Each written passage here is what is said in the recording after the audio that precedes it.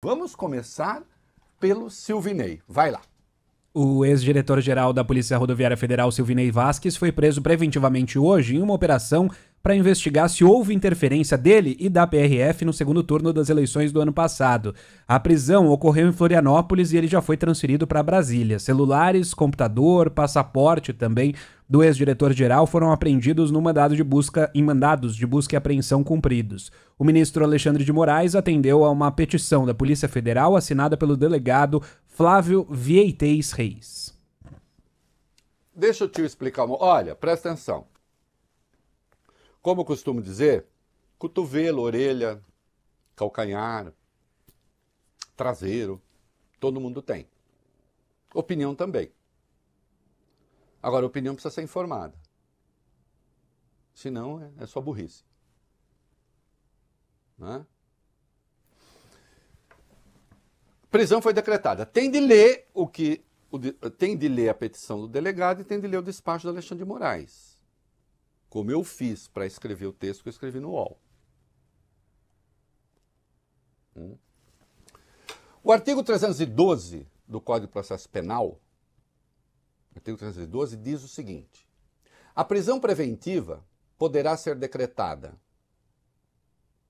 voglio bene, como garantia da ordem pública, garantia da ordem econômica, por conveniência da instrução criminal, para assegurar a aplicação da lei penal ou quando uma medida coercitiva imposta, mas que não seja a prisão, é desrespeitada. Né? Então, a justiça determinou medidas cautelares e o cara falou, dane-se, vou continuar a fazer aqui o que eu quero. Então, nesses casos. Mas, para isso, é preciso que tenha prova da existência do crime, então o crime tem que ter sido cometido, e indício suficiente de autoria ou perigo se a pessoa envolvida continuar em liberdade. Então, traduzindo é o seguinte: quais são as condições indispensáveis para se decretar uma prisão preventiva de alguém que está sob investigação? Ter prova da existência do crime. Nesse caso da Polícia Rodoviária Federal, tem prova da existência do crime? Nós vamos ver? Tem.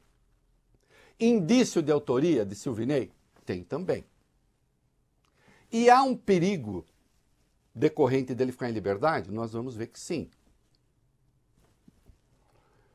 E qual é o motivo para decretar a prisão?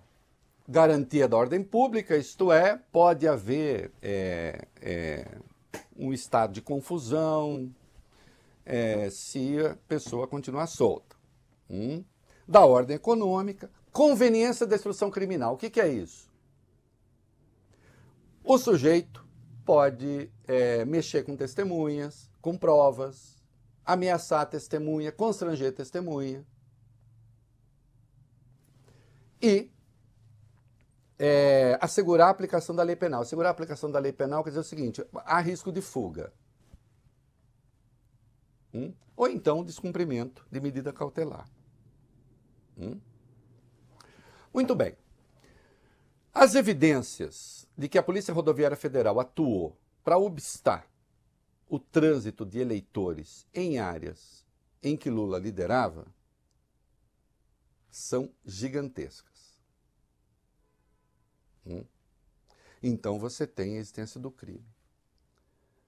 Evidência de que Silvinei se mobilizou para fazer isso, também você tem indício de autoria.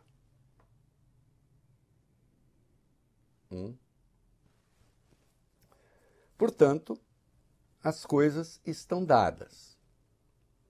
Agora, será que ele mexeu com a instrução criminal? Isto é, será que ele tem poder para interferir no querer de outros investigados? E aí, o delegado aponta com clareza o seguinte: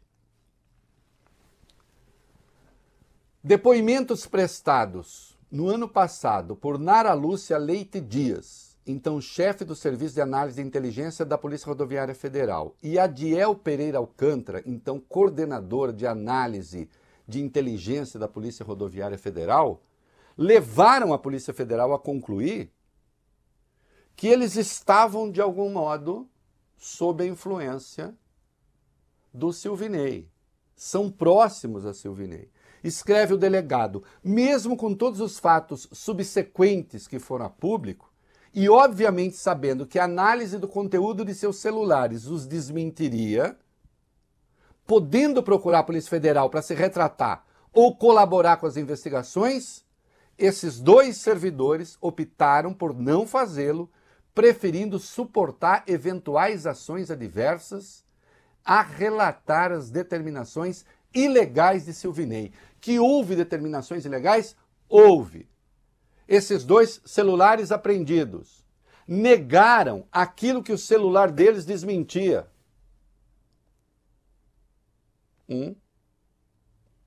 A lei exige, para prisão preventiva, que o fato seja contemporâneo. Mas isso aqui é um fato contemporâneo? É um fato contemporâneo. A investigação tem 8 meses. A investigação tem 8 meses.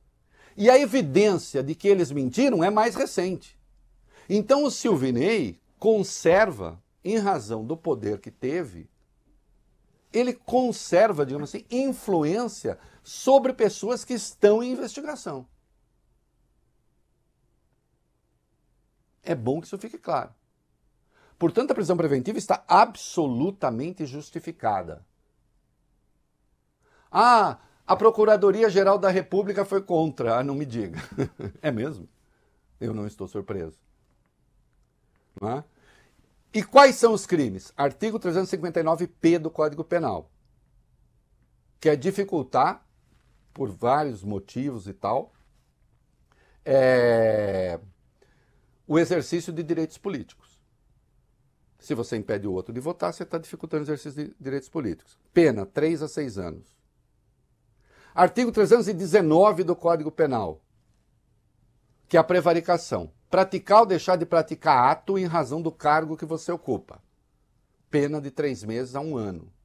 Artigo 297 do Código Eleitoral. Embaraçar o exercício do sufrágio. Isso aqui dá multa. Artigo 359 do Código Eleitoral. Criar dificuldades também para o exercício do voto. Pagamento de multa.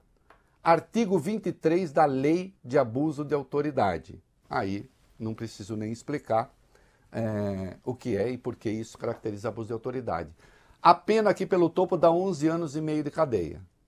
Considerando que sempre tem ali um alívio, agora eu acho que Silvinei, se condenado, não escapa do regime fechado.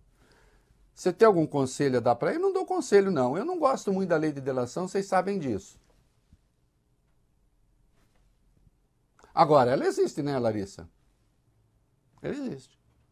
Eu recomendaria ao Silvinei, meu, vai lá. Né? Pensa numa delação premiada. Sim, eu sei, você é amicíssimo do Flávio, fez campanha para o Bolsonaro, é da turma. Agora, as evidências de crime estão dadas. É muito impressionante quando você lê o relato da Polícia Federal. O mapa onde atuou a Polícia Rodoviária Federal obstando o trânsito, cruzado com o mapa, e esse levantamento foi feito pela PRF, com o mapa dos locais em que Lula liderava a eleição. Está tudo ali. E há esses 2 depoimentos de pessoas próximas a Silvinei, que sabendo que estavam mentindo e sabendo que a Polícia Federal tinha evidências de que estavam mentindo, ainda assim insistiram.